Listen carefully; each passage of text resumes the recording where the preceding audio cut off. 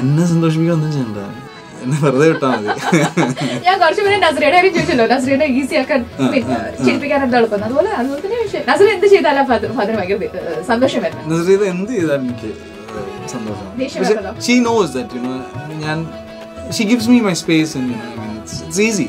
അങ്ങനെ ഇന്ന ചെയ്യണമെന്നൊന്നുമില്ല. ഞാൻ പറഞ്ഞത് ശരിയാണ്, എന്നെ വെറുതെ വിട്ടാൽ മതി, ഞാൻ ഭയങ്കര സന്തോഷമായിരിക്കും. ഇപ്പൊ എല്ലാരും ചോദിക്കുന്ന ഒരു ചോദ്യമല്ലേ, ഇപ്പൊ നസ്രിയനെ സിനിമയിൽ അഭിനയിപ്പിക്കുന്ന കാര്യം ഒക്കെ, ഈ ചോദ്യം കുറെ പ്രാവശ്യം കേട്ടിട്ടില്ലേ? അയ്യോ ഞാനെന്തോ വിളിച്ച് എവിടെ കെട്ടിയിട്ടിരിക്കുകയാണ്, ആ കുട്ടിക്കും കൂടെ തോന്നുന്നുണ്ട് അഭിനയിക്കാൻ. ഇത് പറഞ്ഞിട്ടുള്ള പോരല്ലോ. ആരും കൂട്ടത്തില് കൂടുതൽ മടിയനാണോ മടിച്ചാണോ, നിങ്ങൾ ആരാ മടി കൂടുതൽ? ഞാനാണ് മടിയൻ. നസ്രിയ അഭിനയിക്കുകയാണെങ്കിൽ ഞാൻ വീട്ടിൽ ഇരുന്നോളാം, എനിക്ക് ഒരു കുഴപ്പമില്ല, ഞാൻ ഹാപ്പി ദാറ്റ് വേ. പക്ഷെ ഒരു പ്രോജക്റ്റ് ആയി വരണ്ടേ, ഇറ്റ്സ് നോട്ട് ഈസി.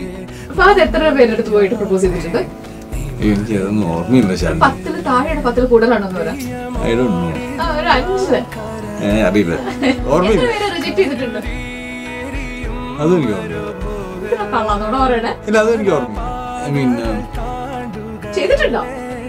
പ്രപ്പോസ് ചെയ്തിട്ടുണ്ടോ? റിജക്ട് ചെയ്തിട്ടുണ്ട്.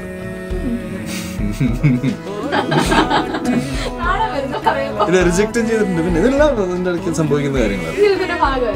പിന്നെ ഹായ്, ഞാൻ ഫഹദ് ഫാസിൽ. ഈ വരുന്ന ഞായറാഴ്ച രാവിലെ 9 മണിക്ക് ടേക്ക് ഓഫിന്റെ വിശേഷങ്ങളുമായി ശാലിനിയോടൊപ്പം സ്പോട്ട്ലൈറ്റിൽ ഞാനുണ്ടാവും.